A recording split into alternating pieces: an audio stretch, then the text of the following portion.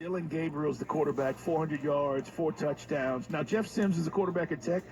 Still a really good game, 18 to 36 for 244, a touchdown, but he had 2 picks. We talked about it, and the turnovers really hurt them, as well as kicking game. Again, some of the things that we saw in that first game against Florida State. Either way, if you're a Tech fan, you can feel much better, I think, about building this season than you did last year. You're having a semblance of an offense. The defense at times looks like it's there.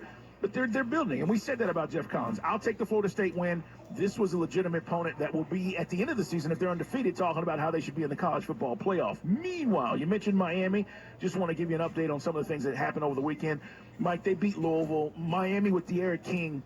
I don't know if they're going to beat Clemson or Notre Dame, but they are going to be in the conversation in the ACC. Yeah, Manny Diaz, we're waiting for the magic to return, and they got the quarterback.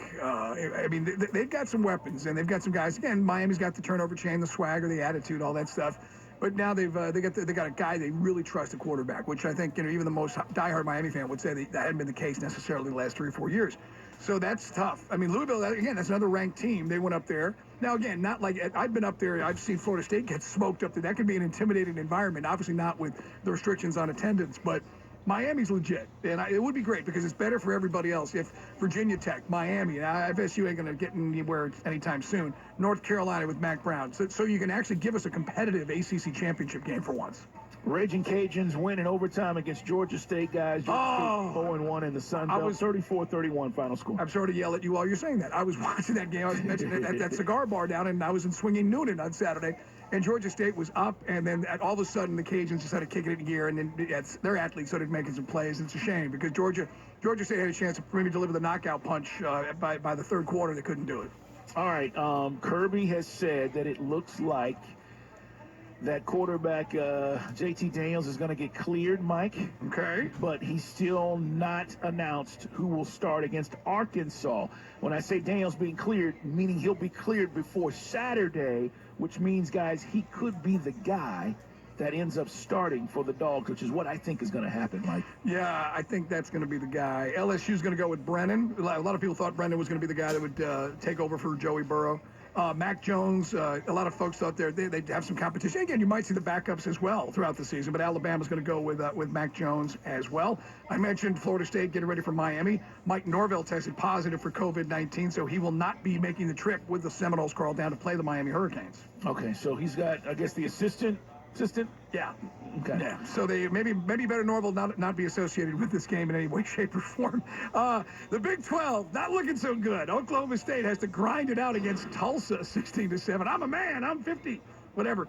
And then Notre Dame drops the hammer on USF, 52-0. Speaking of what the ACC is going to do, and hey, let's not sleep on Pitt. Pitt Panthers are 25 in the nation right now, and they are off to a good start. They beat Syracuse. Yeah, man. The Big 12, I don't know what to think of them. I mean, it's like Oklahoma and everybody else. I was having this conversation with a friend this weekend about Texas and Tom Herman. I don't know. Hey, did you, by the way, speaking of coaches, we'll talk more about this tomorrow. I'll mention it later in Guy Talk. Ed Ogeron's mom steals the show. You can go on to CBS.com. Did you see Ed Ogeron on 60 Minutes? I had not watched it yet. I recorded it, but I haven't seen it. I will get Craig to pull some of Ed Ogeron's mom. It really does sound like the Water Boy. You ain't playing that foosball, Bobby Boucher. It was really, really funny. But we'll play it for you at 5:40. All right, what do you think, man? What's going on with our football team? Who are you pointing the finger at? 404-741-0929. Your chance to chime in on a Falcon Monday, brought to you by Xfinity. Experience internet that's more than just fast with Xfinity X5. Your call's next.